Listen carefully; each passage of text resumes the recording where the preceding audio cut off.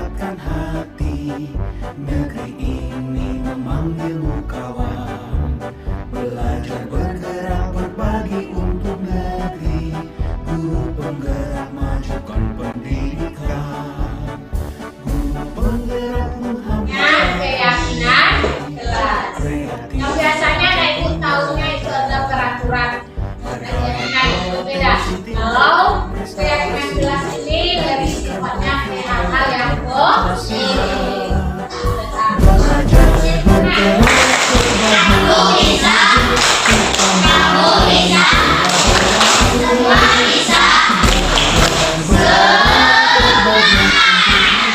Demi bakti pada Ibu Pertiwi.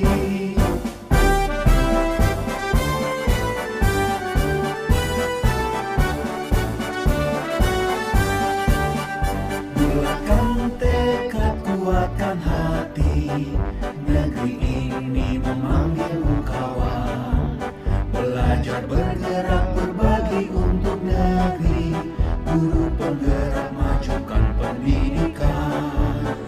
Guru penggerak menghamba pada murid. Kreatif tingkatkan prestasi.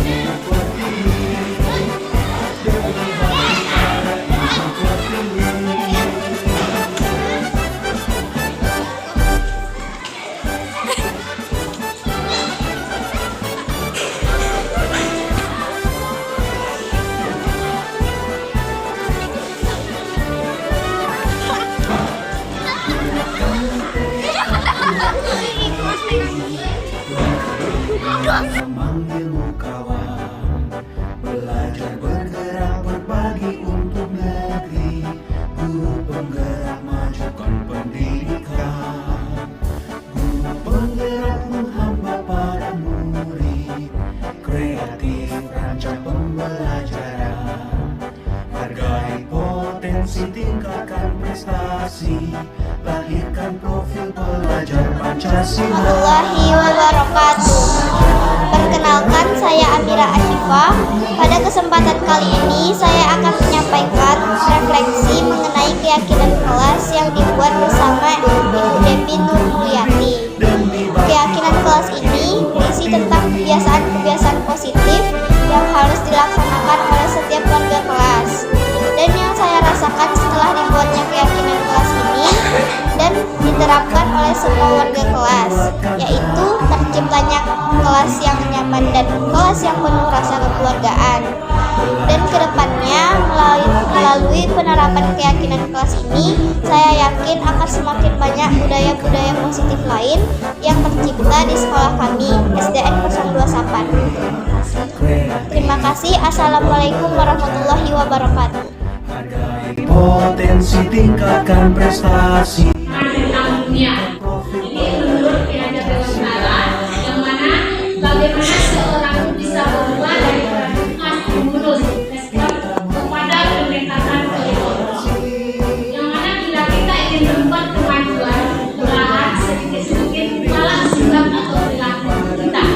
Namun bila kita ingin memperbaiki cara-cara utama kita, maka kita perlu mengubah kerangka acuan kita.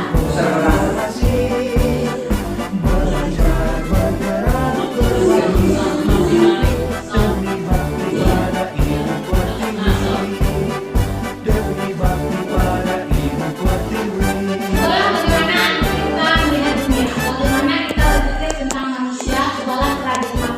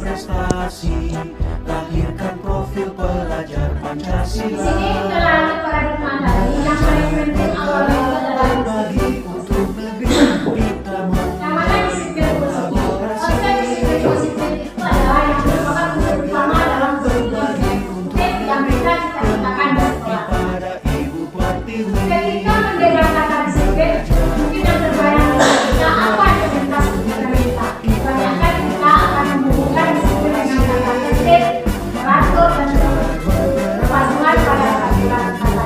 Kita sering hubungan dengan hukuman, padahal itu sungguh berbeda. Karena belajar tentang disiplin positif tidak harus dengan menjadi pikiran.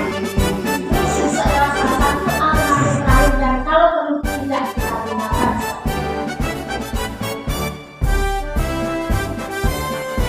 Menurut Bapak Ki Hajar Dewantara, sesuatu yang dilakukan seseorang pada orang lain tentu mendapatkan kepatuhan.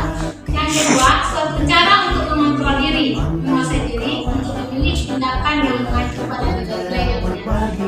Berdasarkan paparan itu, berdasarkan konsep tadi Konsep 2001 yang menyatakan bahwa disiplin adalah usaha untuk mengontrol diri dalam memilih tindakan yang berdasar pada nilai-nilai yang benar. Hargai potensi, tingkatkan prestasi, lahirkan Disiplin budaya positif sekolah adalah sebuah budaya sekolah yang mampu mendorong semua warga sekolah untuk memiliki kebiasaan baik, hidup pribadi unggul, dan berbudi untuk mulai mencantumkan untuk anak-anak kita agar bisa menerapkan budaya yang baik. Budaya positif dapat tercipta berdasarkan dari kontrol Dr. William Glasser bahwa kebutuhan kita ini berbeda. Jadi memang pada siswa kita harus tahu apa yang dibutuhkan oleh masing-masing siswa kita. Semua perilaku setiap orang memiliki tujuan, juga dengan kita semua. Bahwa kita kepala sama hitam, kita mempunyai tujuan yang berbeda-beda. Hanya Anda yang bisa mengontrol diri Anda. Kesimpulannya, kita tahu apa yang kita inginkan dan apa yang bisa kita lakukan. Anda tidak bisa mengontrol orang lain. Di sini, umpamanya kita dengan siswa, kita ingin siswa kita harus begini, tidak bisa kita harus tahu kategori siswa kita seperti apa. Jadi untuk mengontrol orang lain itu kita sebagai guru, kita harus paham dengan kebutuhan yang dibutuhkan oleh siswa. Yang kelima, kolaborasi dan kesepakatan. Kita akan diajarkan. Jadi akan kita usahakan kita mempunyai namanya kesepakatan kelas Kemudian yang berikut motivasi perilaku manusia. Motivasi yang baik berasal dari diri kita akan tindakan yang kita ambil sesuai dengan apa yang kita inginkan. Tapi seringkali kita melakukan sesuatu karena menginginkan penghargaan dari orang lain atau untuk menghindari sebuah hukuman. Itulah yang sering kadang-kadang siswa kita untuk melakukan sesuatu karena dia ingin mengharapkan penghargaan dari kita atau karena dia takut kena hukuman. Berikut juga motivasi perilaku manusia, yaitu satu perilaku untuk menghindari ketidaknyamanan atau hukuman. Yang kedua, untuk mendapatkan imbalan atau penghargaan dari orang lain. Yang ketiga, untuk menjadi orang yang mereka inginkan dan menghargai diri sendiri dengan nilai-nilai yang mereka miliki. Di sini didukung oleh penghargaan, maksudnya di sini menurut artikel tindakan memberikan penghargaan yang nilainya sama dengan pendukung seseorang adalah pengaruhnya jangka pendek dan jangka panjang. Dan kalau biasanya kita memberi penghargaan siapa yang betul 100 nanti kasih dia. Nah sebetulnya kalau menurut pembelajaran kemarin kita tidak boleh memberi seperti itu. Itu adalah suatu penghargaan yang dikatakan jadi siswa kita yang tidak pandai dia merasa tertutup, dia merasa minder. Tapi biasanya rasanya tujuan kita melakukan itu untuk memotivasi siswa. Jadi kalau di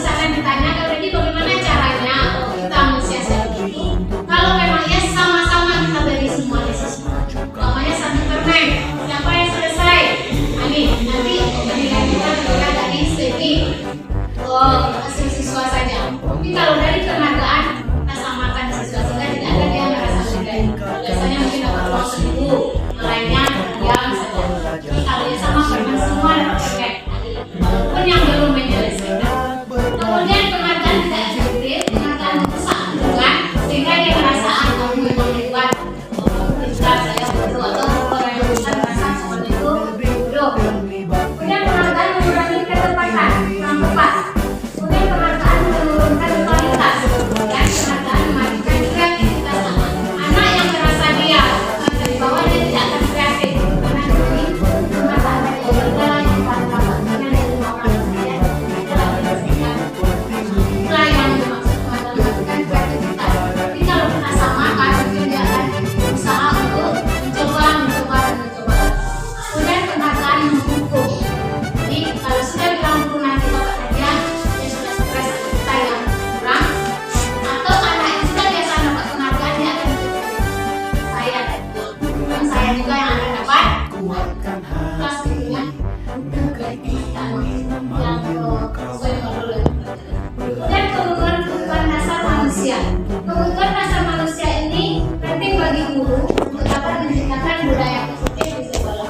Ada 5 kebutuhan dasar manusia menurut Dr. William Glasser dalam bukunya, yaitu 1. Kebutuhan untuk bertahan hidup. Yang kedua, cinta dan kasih sayang. 3. Kebebasan. 3. Kesenangan. Dan 4. Kekuatan. Jadi setiap murid kita itu dilakukan memenuhi kebutuhannya. Mungkin murid kita sebanyak itu dia memang berusaha kita awalnya mencari apa betul yang dibutuhkan oleh hidup. Mungkin kebanyakan murid kita yang butuh cinta dan kasih sayang dari kita. Sebenarnya kenapa ada ini begini? Dari yang 5 kebutuhan inilah kita lihat. Mungkin ada satu murid kebutuhannya untuk kesenangan. Dia memang ke sekolah ini mencari kesenangan. Kalau tidak dia akan mengalami teman. Kita melalui nanti asesmen diagnosis ya oke. Lakukan awal tahun ajaran. Itu yang bisa kita lakukan memang awal tindakan murid berdasarkan dengan dari kapan tersebut kita tahu bahwa murid melakukan tindakan karena ada hal yang mendasarinya. Tadi mungkin dia kasih sayang, penghargaan, teman yang lima tadi. Kemudian, tindakan yang dilakukan oleh murid mungkin adalah bentuk kegagalan mereka dalam memilih dasarnya. Jadi, kenapa mereka mencari di sini?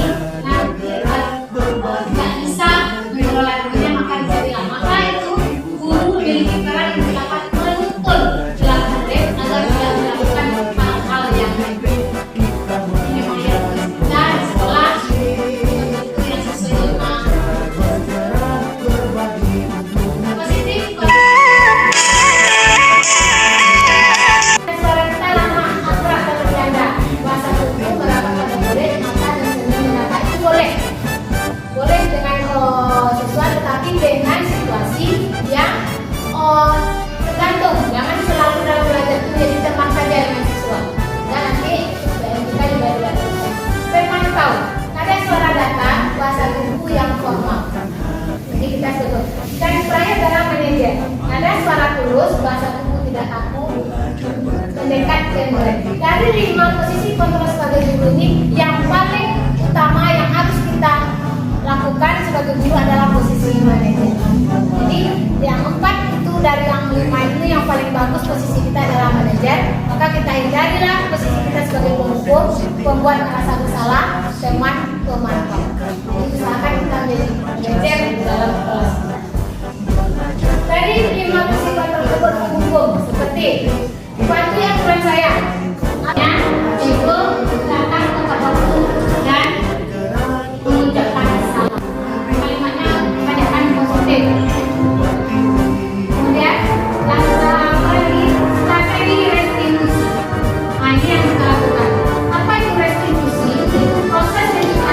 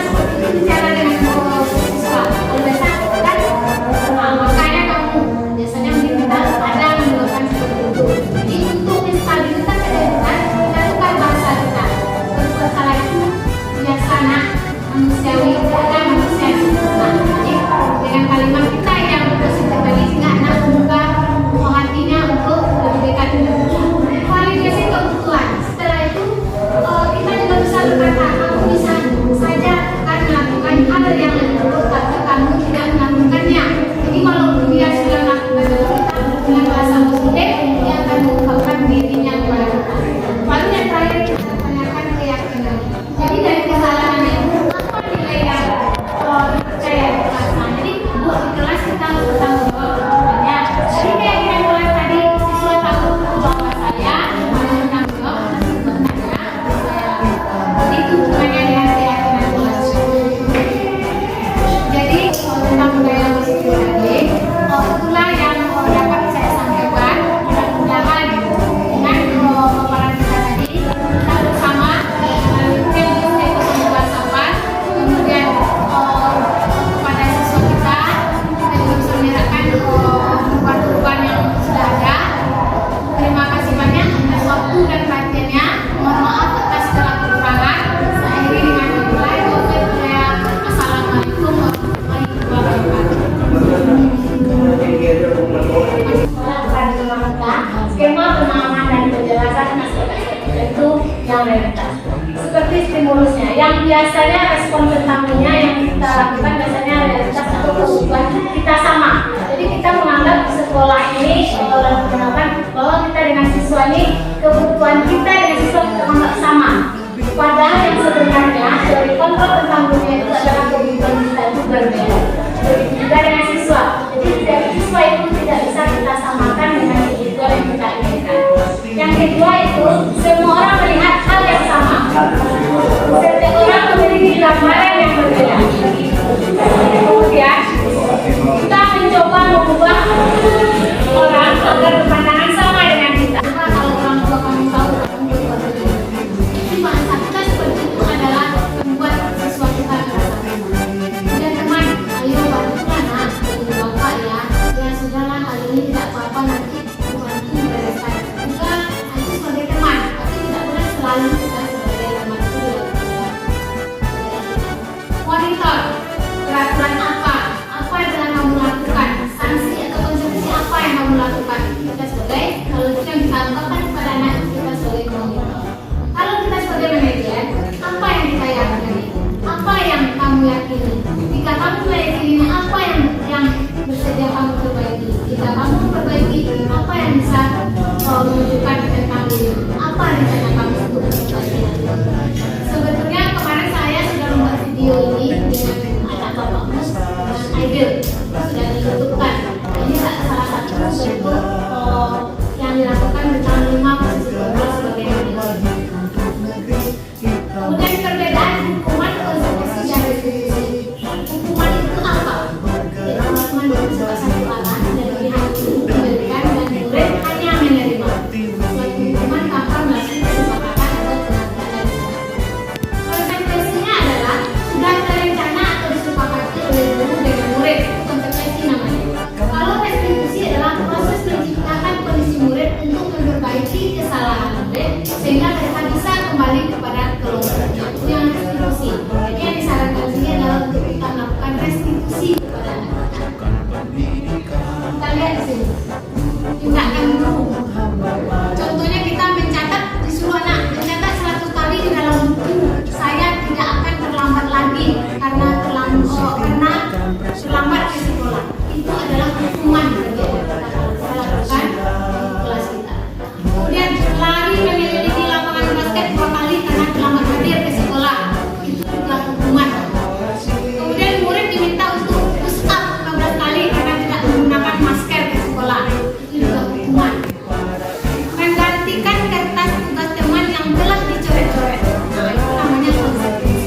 Boleh kita di kelas melakukan konsekuensi dengan kita kondisi tadi sepakati.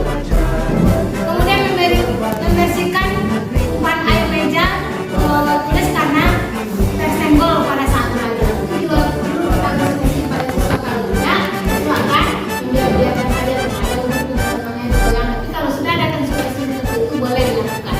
Murid disuruh untuk menggunakan sepatu seren sekolah karena tidak menggunakan sepatu hitam. Itu juga konsekuensi UM. Itu hukuman. Lari mengelilingi lapangan basket 2 kali karena terlambat 10 menit untuk pelajaran PJOK. Kalau guru PJOK yang bilang seperti itu namanya konsekuensi dengan guru PJOK.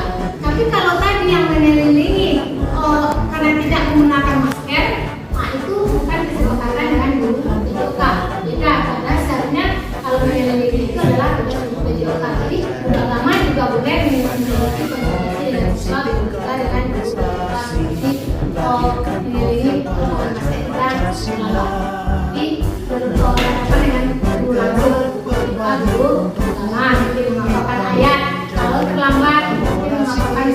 ini. Jadi dapat disimpulkan bahwa posisi sebagai manajer lah yang sebaiknya kita gunakan dalam menghadapi murid. Guru yang memposisikan diri sebagai seorang manajer hendaknya mengerti bahwa fokus masalah ada pada murid itu sendiri. Guru hendaknya membuat murid bertanggung jawab dan mencari solusi atas masalah yang mereka lakukan. Tujuannya adalah untuk menuntun murid mengevaluasi tindakan mereka agar menjadi pribadi yang lebih baik. Jadi seperti yang dilakukan kemarin, seandainya contohnya ada siswa kita yang terlambat datang ke sekolah, sudah dikasih pintu, kita persilakan masuk, nanti kita mengikuti jam istirahat. Sampai jam istirahat dia akan menemui kita lakukanlah sebagai manajer. Assalamualaikum Bu, ya silakan dulu. Ada tanya apa masalahnya? Itu bukan seperti pengukur atau merasa bersalah yang kita lakukan. Kita cobakan secara langsung. Untuk melaksanakan tersebut, kita punya keyakinan kelas. Keyakinan kelas ini adalah dinilai kewajiban menerapkan keyakinan kelas di sekolah kita juga merupakan upaya untuk menciptakan kebiasaan yang baik di lingkungan sekolah agar merupakan pembelajaran yang berpihak pada murid di sekolah. Keyakinan kelas merupakan nilai-nilai kebaikan murid yakni dapat diterapkan di kelas. Keyakinan murid akan suatu nilai inilah yang digunakan untuk mengontrol mereka sendiri agar lebih bertanggung jawab dan dapat menguatkan karakter mereka. Nanti apa bedanya peraturan dengan keyakinan kelas? Kalau kita sebenarnya sudah punya peraturan, tapi kalau menurut penjelasan sini adalah kita buat keyakinan kelas. Apa bedanya peraturan? Kalau peraturan yaitu contohnya selalu kembalikan buku ke tempatnya, itu adalah peraturan. Kalau keyakinan kelas sifatnya bahasanya lebih ke arah yang positif. Contohnya kita buat keyakinan kelas ini tidak mempunyai tanggung jawab. Kalau yang peraturan selalu kembalikan buku ke tempatnya. Kemudian dilarang mengganggu orang lain. Peraturan. Kalau yang keyakinan kelas tentunya menghormati orang lain. Jadi bahasanya lebih terhalus ke bahasa yang lebih positif. Kemudian dilarang melakukan kekerasan. Buat kita buat keyakinan kelas kita melakukan dan menghormati orang lain. Itu bedanya peraturan dengan keyakinan kelas. Jadi nanti keyakinan kelas yang kita buat itu bahasanya lebih singkat dan bahasanya lebih positif. Ya. Contohnya peraturan akhlak daripada peraturan yang lebih rinci, yang tidak tegas berupa pernyataan universal. Kemudian dalam bentuk positif. Semua warga kelas hendaknya ikut berkontribusi dalam pembuatan keyakinan kelas lewat kegiatan curah pendapat. Kemudian nilai kebajikan. Apa nilai kebajikan dari kita membuat keyakinan kelas tadi?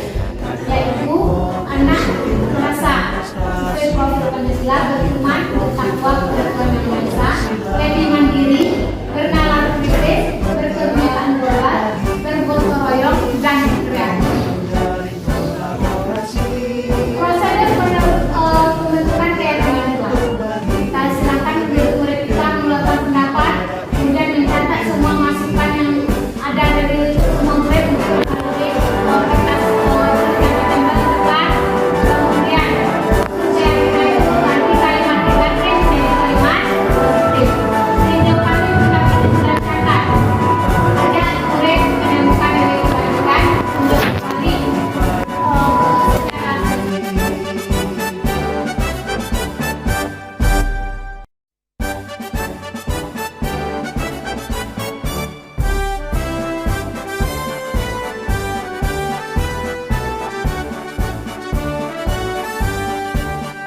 Bulatkan tekad, kuatkan hati. Negeri ini memanggilmu kawan. Belajar bergerak berbagi untuk negeri. Guru penggerak majukan pendidikan. Guru penggerak menghamba pada murid. Kreatif rancang pembelajaran. Hargai potensi, tingkatkan prestasi. Lahirkan profil pelajar Pancasila. Belajar bergerak berbagi untuk negeri. Kita menjalin kolaborasi.